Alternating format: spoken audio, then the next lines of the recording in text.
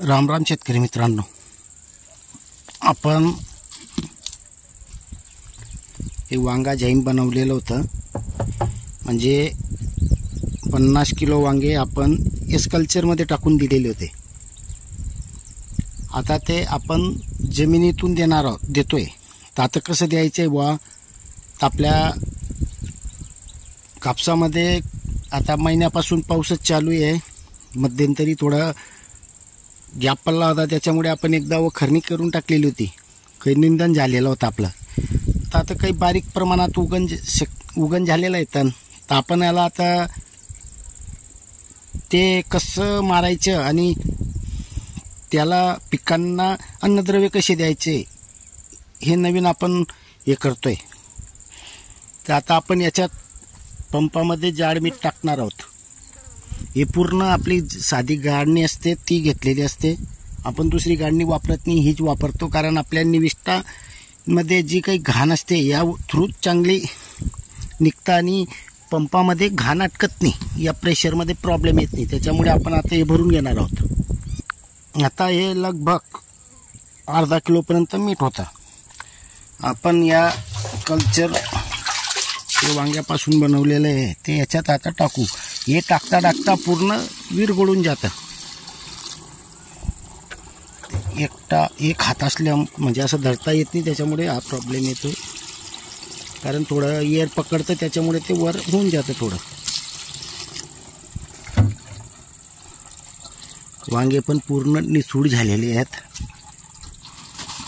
आणि आपण याच्यात थोडा स्टिकरचा वापर करणार आहोत.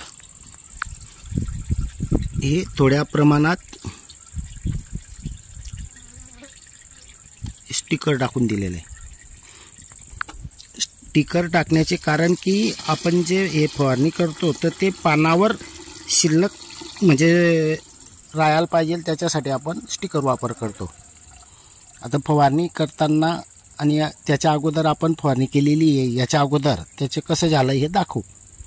शेतकरी मित्रांनो, हे आपण अगोदर मारून घेतलेलं आहे. आता आपण आणि विशेष म्हणजे समजा आपल्यावरही कधी एका कापसावर उडलं बी तर त्याला काही तेवढे साईड इफेक्ट नाही आहेत. या अशा पद्धतीने आपण मारून देतो आहे. हे थोडं राहिलेलं होतं, हे झालं. आता कापसावर कधी ज्या पानावर पडेल ते पान जाईल फक्त, पण याचे साईड इफेक्ट नाही आहेत. आणि विशेष म्हणजे पिकांना अन्नद्रव्य भेटेल. तण पाहिजे तसं नाही आहे, पण तरी बी पाऊस म्हटला आहे आमच्याकडे अजून, त्याच्यामुळे आणि दिवसातून 2-3 वेळा पाऊस पडून गेलेला आहे. आता या पद्धतीने कधी झालं बुवा तर आपलं नुकसान वाचेल.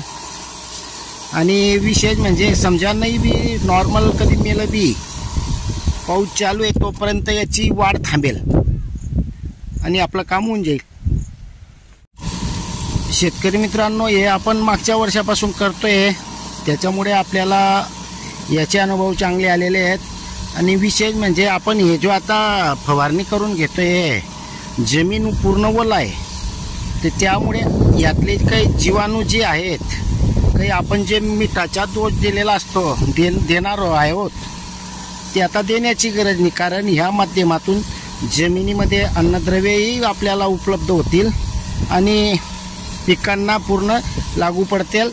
आणि तणाचा जो हे नायनाट आहे हा पण होऊन जाईल. आणि घाबरण्यासारखं काही राहत नाही, त्याच्यामुळे बिनधास्त माणूस फवारणी करू शकतो. आता हे आपण जे अर्धा किलो घेतलेलं मीठ आहे, याचं कारण असं आहे की आपण आता ह्या जो आपल्या फट्ट्या आहेत या आहेत 60 आपण एका याच्यात 2च फट्टी होते. म्हणजे 1 किलो आणि आलो बस संपतं. तर त्यामुळे आपण एका याला 1 एकरला असंही 15 किलो टाकतो. तर 60 म्हटलं तर 30 किलो झालं, आपल्याला बरोबर झालेलं आहे माप. तर त्यामुळे प्रमाणही बरोबर होतं आहे, त्याच्यापेक्षा थोडं कमी होतं आहे, पण तरीसुद्धा आपल्याला परिणाम भेटत आहेत. तर त्यामुळे आपण ही फवारणी करून घेतो. शेतकरी मित्रांनो, ज्यांना असं उपलब्ध करता येत असेल त्यांनी करावं. असं मागच्या वर्षी आपण घेतलेलं होतं आणि व्हिडिओ पण बनवलेला होता. तर त्यामुळे भरपूर शेतकऱ्यांनी पण करून घेतलेलं होतं. परिणाम भेटलेले आहेत. आपणही करू शकतात. पावसाळा जास्त पाऊस जास्त प्रमाणात असल्यामुळे हा प्रॉब्लेम येतोय. नाही तर आपण वखरवाहिनी करून घेतली असती, अजून आपल्याला हे टेन्शन आलं नसतं. पण आता पाऊस अजून म्हटलाय त्याच्यामुळे आपण हे करून घेतोय. धन्यवाद.